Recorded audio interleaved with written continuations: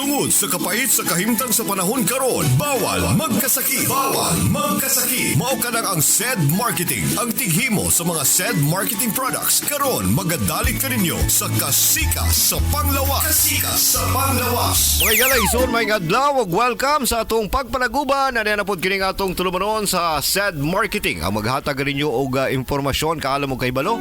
Aron kining atong lawas na dunay hinagiban batok sa mga problema nato sa kalawasan. Sa mga isuon nato diha karon nga dunay mga problema sa ato ang mga kalawasan, no? Timani kanunay ha nga dunay kitay mga pagtabang kaninyo, ilabi na gayud ang pagpahiuli sa mga balatian gamit ang mga produktong herbal sa SED Marketing. Aduna kitay kape higalang isuon nga lamian kayo gumikan kay kini purong herbal ug usab aduna kini siya mga pagtabang pagpahimsog sa atong lawas, pagtangtang sa mga balatian gumikan sa gahom sa panyawan nga tanom. Ang ato ang SED Panyawan Coffee Mix, aduna kini siya panyawan mangustin, aduna pud kini siya purple corn or kini ginatawag natong mais tapol o usab kini atong ginatawag nga cinnamon. Nindot kini nga makatabang sa atong mga kalawasan. Ang atong mga kapsula isuon dili kalimtan SED Cogon Herbal Capsule nga adunay gahom sa cogon plant, adunay banaba o usab panyawan. Ang ato ang SED Panyawan with Garlic, ang kapsula nga adunay gahom sa ahos, banaba ug panyawan. Muna nindot kay nga garlic capsule, gumikan kay makatabang kini og dako sa pagtangtang sa mga kolesterol o problema sa high blood pressure. Ang ato ang SED Panyawan Plus Mangustin, aduna kini siya mangustin, luyang dilaw ug panyawan. Mao kani siya ang kapsula igsuon nga makatabang sa mga diabetes o katong mga diabetic patients, no, katong adunay mga pagtaas sa ilang sugar level. Aduna pud kini siya pagtabang sa mga adunay problema sa mga bugon-bugon sa atong mga lawas, sama sa pag-angkon o bugon sa ato ang mga suso, bugon sa ato ang mga matris, no, mga problema sa mga kalalakinan sama sa pag-angkon ng mga cyst. Makatabang ang SED Panyawan Mangustin o SED Panyawan Plus Mangustin. Bueno mga igalang, isuon ang atong topic karong adlaw. Pag-isgutan nato ang mga makakurat nga mga makatabang sa pagpaubos sa ato ang uric acid. Kaning uric acid mga igalang isuon, daotan kani siya nga elemento sa atong lawas, gumikan kay posibleng mag-form kini og mga crystals nga mamahimong gout. Ang una niini mga igalang isuon kaning ginatawag nga tart cherry juice, no?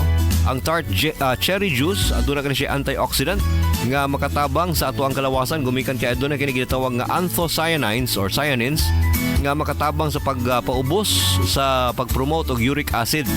Ang ato apong onion tea, no, kanang sabaw sa sibuyas, makatabang pud kini siya sa mas natural nga mga pagtabang sa ato ang gumikan kay aduna kini siya anti-inflammatory ug cleansing effect sa atong kalawasan.